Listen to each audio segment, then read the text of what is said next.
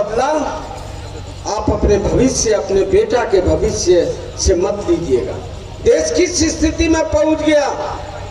बनारस में एक पुल बन रहा था, कैंट के सामने ओवरब्रिज गिर गया।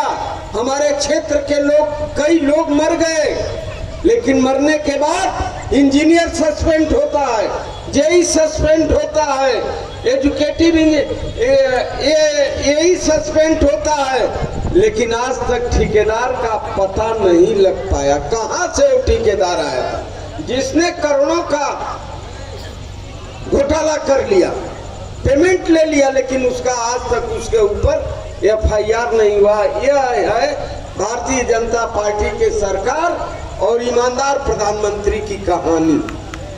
मैं ज्यादा नहीं बोलूंगा, आदरणीय सांसद जी बोलेंगे, लेकिन एक बात कहना चाहूंगा मेरे मित्र और साथी, ईमानदारी से कलेजे पर हाथ रख के विचार कर लेना, दिमाग लगा के विचार कर लेना।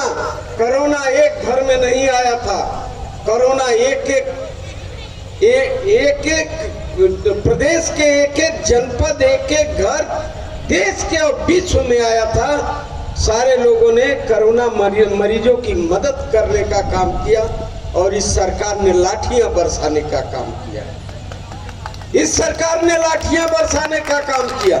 लोग 500, 1000, 1500, 2000 किलोमीटर से किसी तरह घर पहुंचे और इस सरकार ने जबरदस्ती इंजेक्शन, नहीं इंजेक्शन लगाएंगे तो प्लेटफार्म पर नहीं जाएंगे, नहीं इंजेक्शन लगाएंगे तो रोडवेज पर नहीं जाएंगे, नहीं इंजेक्शन लगाएंगे तो हवाई यात्रा नहीं कर पाएंगे।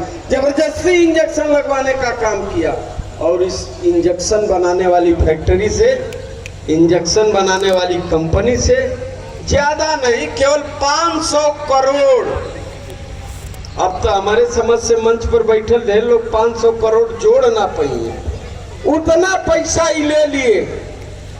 बात 60 में हम करूंगा, MP साहब सारा डिटेल बनाएंगे।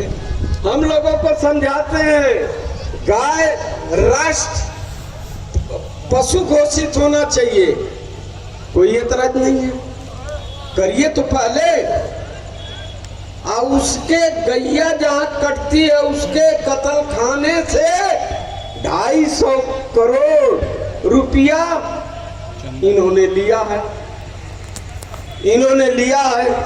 लेकिन मेरे मित्र, मेरे साथी, नौजवानों के चेहरे पर, इस ग्राउंड में आप दौड़ते थे, इस ग्राउंड में प्रैक्टिस करते थे, सरकार की नीतियां के कारण प्रैक्टिस भी लोगों ने बंद किया कि अब तो रोजगार नहीं बनेगा। लेकिन मैं दावे के साथ कहना चाहता हूं, सरकार बनाइए, 1 तारीख को मतदान करिए, तमाम झंझावात आएगा, वोटिंग चेक होगा, तमाम होगा, लेकिन उन झंझावातों को तोड़ करके बूथ पर पहुंचने का काम करिए, वोट देने का काम करिए। जब सरकार बदलेगी, जब निजाम बदलेगा, तब इंतजाम बदलेगा। और नौजवानों, घबराना मत। 15 अगस्त के पहले 30 लाख नौकरी यह राहुल गांधी की सरकार, माननीय अखिलेश जी की सरकार इस देश के नौजवानों को देने का काम करेगी।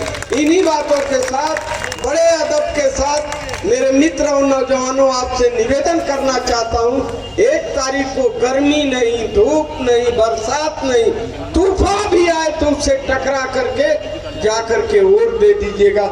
इसी निवेदन के साथ बहुत बहुत धन्यवाद।